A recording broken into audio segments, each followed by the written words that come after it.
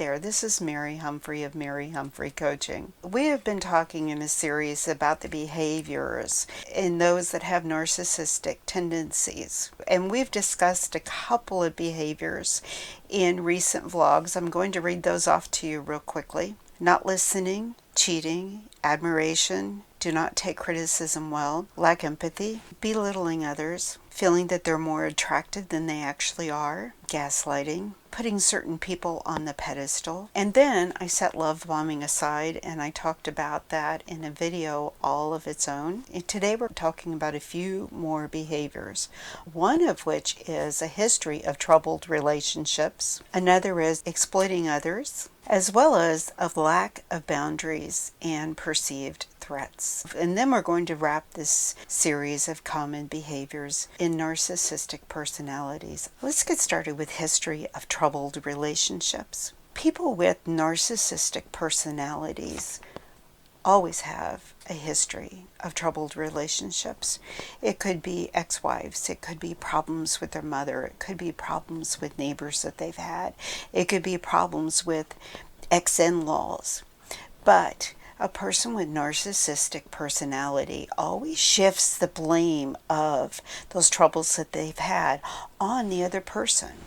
They belittle that person. They make that person seem as if they are the ones to blame.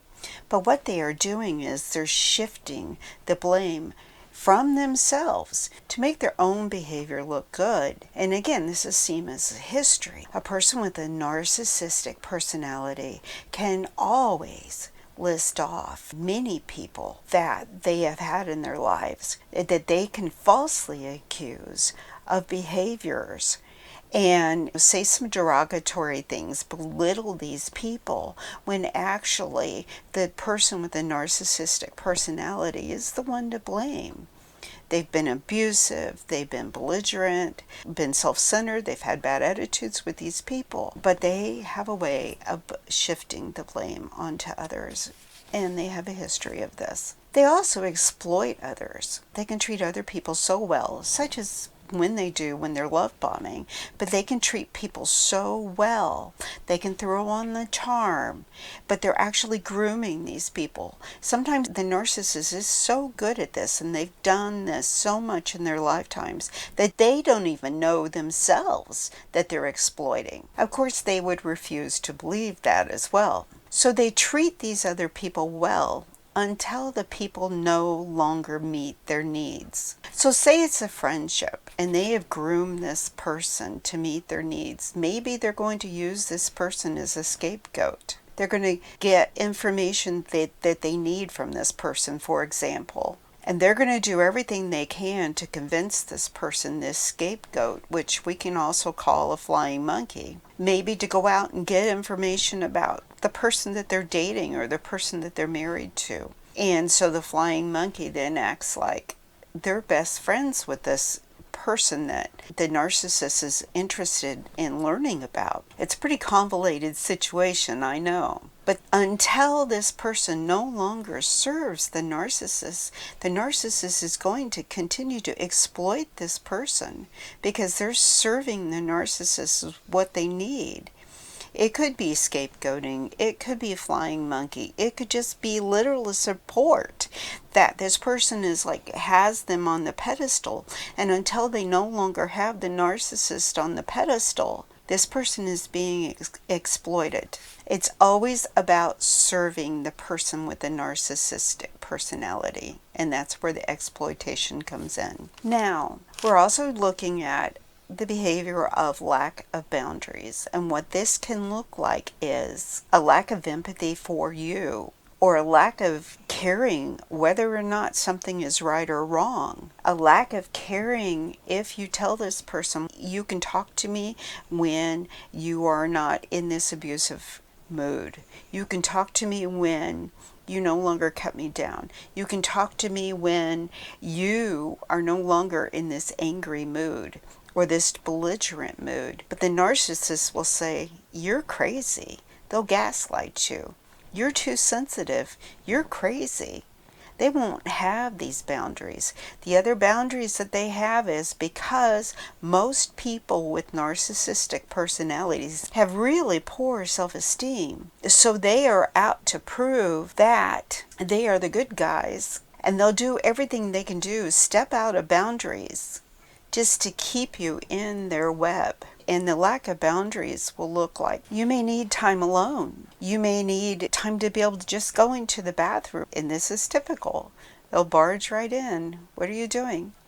They don't trust you. They don't follow the typical boundaries. They have to know what you're doing on social media. They have to know what you're doing while you're at work. They have to know what you're doing, period. And they don't abide by any normal, typical boundaries. And they definitely don't like it when we set our own boundaries, because we're trying to protect our own sanity. They don't live by those boundaries. Personal threats is another behavior. And again, this goes back to self-esteem. People with narcissistic personalities look at others as threats. Even those who genuinely care for the person with a narcissistic personality, the narcissist still doesn't trust, and they believe everyone can be a personal threat at one point in their life. They can be a personal threat when they're away from the narcissist. They can be a personal threat on social media. They can be a personal threat in family gatherings. They're just outright a personal threat. What is this a personal threat to? It's a personal threat to the pedestal that the person with a narcissistic personality has themselves on. It's a personal threat to whether or not they are going to be exposed. It's a personal threat to whether or not others are going to see them as having poor self-esteem.